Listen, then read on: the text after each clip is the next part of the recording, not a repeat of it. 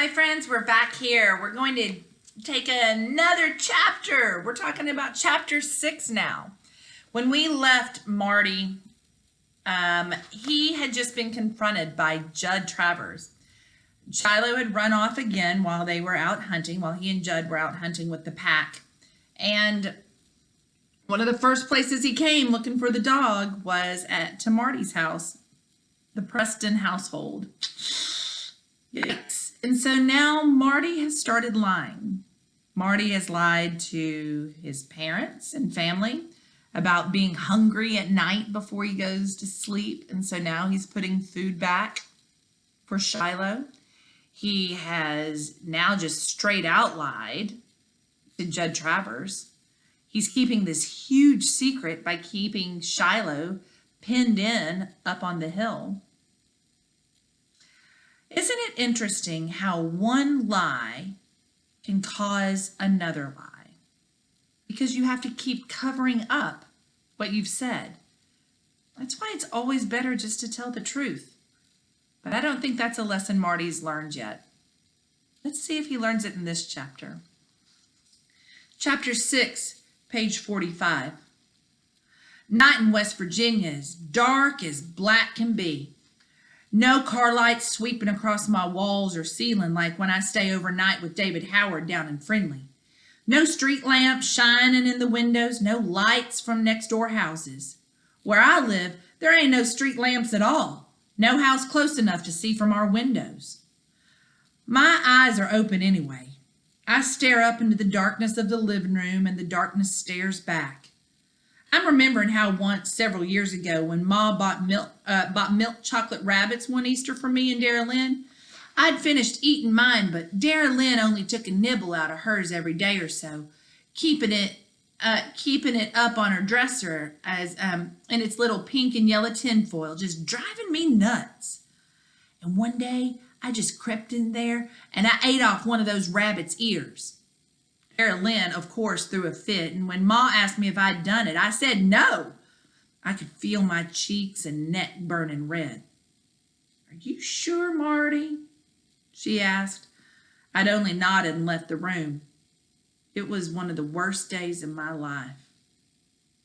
About an hour later, she come out on the porch where I was pushing myself slow in the swing and sat down beside me. You know, Marty, she said, Dara Lynn don't know who ate the ear off of her candy rabbit, and, well, I don't know who did it. But Jesus knows.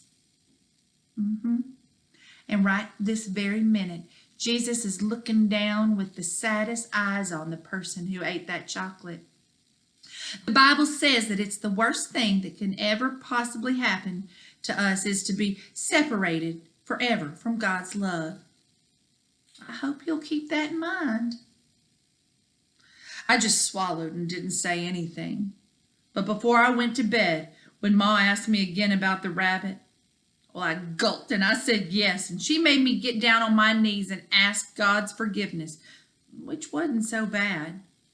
I honestly felt better afterwards.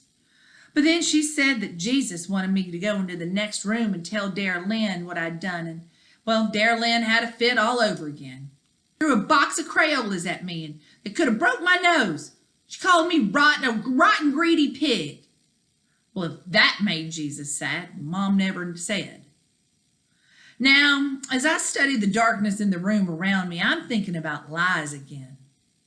I hadn't lied to Judd Travers when I said I hadn't seen his dog in this yard today.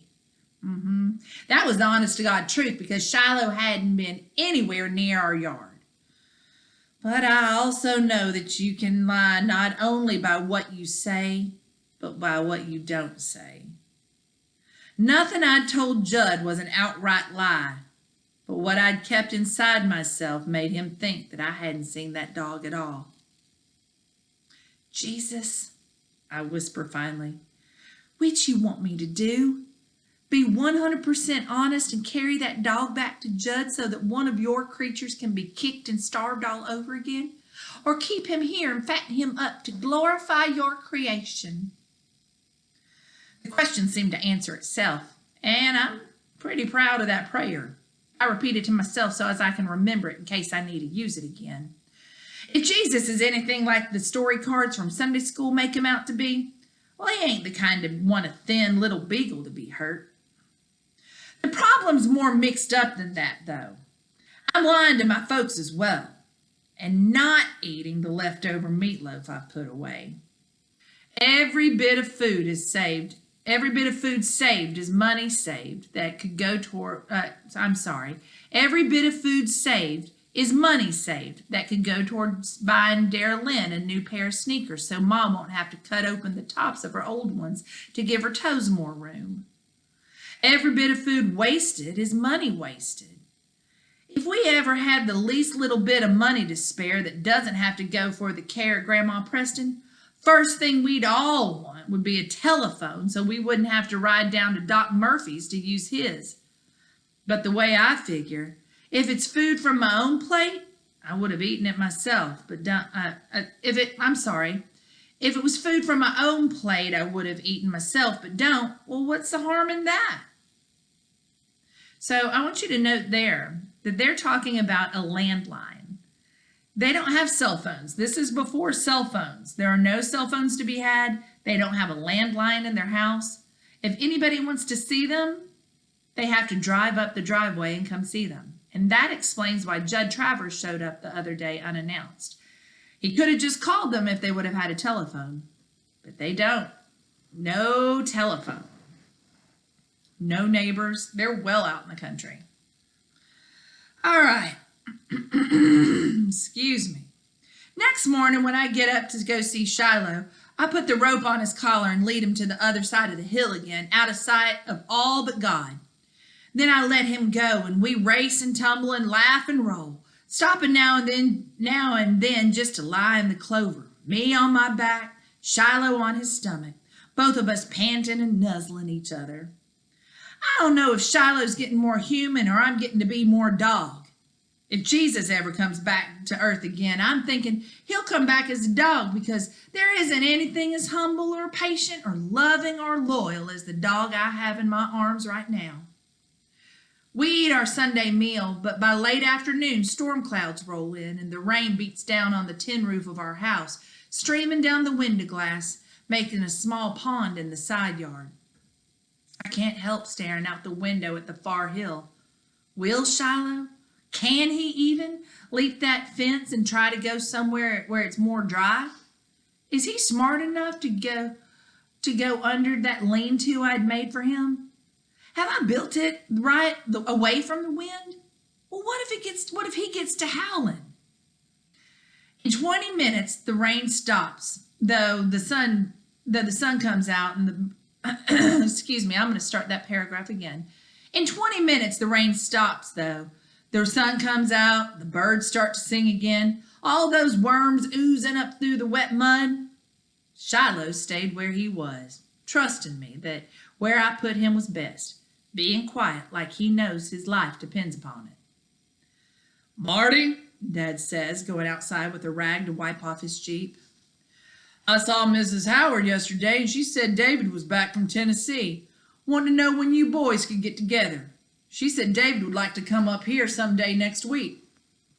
Now look, I like David Howard just fine, but I sure don't want him up here. David likes the hill, always wants to play there. He's not afraid of snakes the way Dara Lynn is.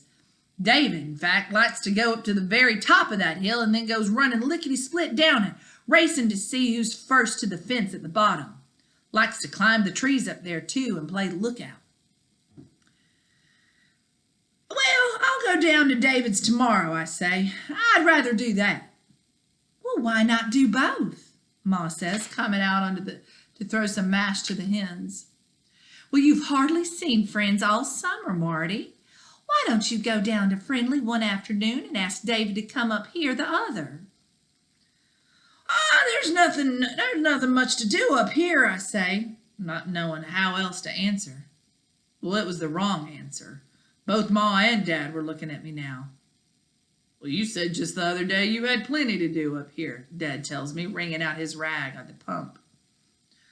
Well, lots for me to do, but, not much for David Howard, I say. A lie. That's a flat out lie. Funny how one lie leads to another, and before you know it, your whole life can be a lie. I sit on the porch swing later, not even bothering to push it, and listen to the tables being set inside. What you figure is wrong with that boy, Lou? That's Dad's voice. Well, he's just being 11, I guess, Ma tells him. 11's a moody age. Was for me, anyways. You think that's all it is? What pleases you one day doesn't please you at all the next. What more do you think it is? Don't you think he's got that dog on his mind still, do you? 11's got everything on his mind, Ma answers. And then the evening news comes on, and Darylyn and Becky come out to the porch, leaving the TV to Daddy. Darylyn's got the devil in her tonight. A little bit bored with summer, but not quite ready for school to start. Just for devilment, she plunks herself down beside me on that swing and starts doing everything I do. I sigh, she sighs. I rest my arms on my head, she does the same. It's Becky doing it too, both of them laughing to beat the band. When I have my fill of this nonsense, I decide I'm going to go up on the hill and see how Shiloh's doing. But as I go down off the porch, Darylyn gets up and makes as if to follow me. I stop. I'm looking to find me a snake stick, I say as if to myself. I'm looking to find me a snake stick, Darylyn says. I don't pay her no mind at all. I just start walking along the edge of the yard, picking up a stick here and a stick there, Darylyn tagging along behind. Well, it's got to have the longest handle and a good strong fork on the end, I say, because that was the biggest, meanest snake I ever saw in my life. Darylyn stops dead still. She couldn't say all of that right if she tried, but she's not interested anymore in trying. What snake? She says. Oh, snake I saw up on the hill this morning, I tell her. Must have been 4 or 5 feet long, just, looking for somebody's leg to wrap itself around. Darylyn don't go a step farther. Becky don't even come down off the porch. Well, what are you going to do when you find it? Darylyn asks. I'm going to try to keep him from biting me first. Pick it up with my stick second. Put it in a sack and carry it clear on up past the Shiloh schoolhouse. Let it out in the woods there. Won't kill it unless I have to. Kill it, says Darylyn. Get your gun and blow its head off. You've been watching too much You've been watching too much stuff on TV, Darylyn, I tell her. Well, even snakes got the right to live. I'm thinking how, if I ever become a vet's helper, I'm going to have to take care of pet snakes too. Next day, to head off David Howard from riding up from Friendly on his bike, I go down to see him. I tended to Shiloh first, taking a fistful of scrambled eggs left over from breakfast, a bit of bacon, and a half slice of whole wheat toast that I stuck in my jeans pocket. It's not enough for the dog, I know, but probably more than he'd gotten from Judd. It's not enough for me either. Sneaking off half of my breakfast, lunch, and dinner for Shiloh, like I'm doing, means me going half hungry all the time. But if I eat extra, then it means Shiloh's costing us money that we can't afford. I fill my pockets with wormy peaches before I set out for Friendly, biting off each piece, spitting it out of my hand, and picking the worms out before I put it back in my mouth. He's pretty hungry. It pleased me that Shiloh was sleeping in his lean-to when I'd gone up that morning. The ground was dry under there, and I'd brought him some old gunny sacks. Gunny sacks are like those burlap sacks, those really rough sacks. Some old gunny sacks from the shed for him to lie on.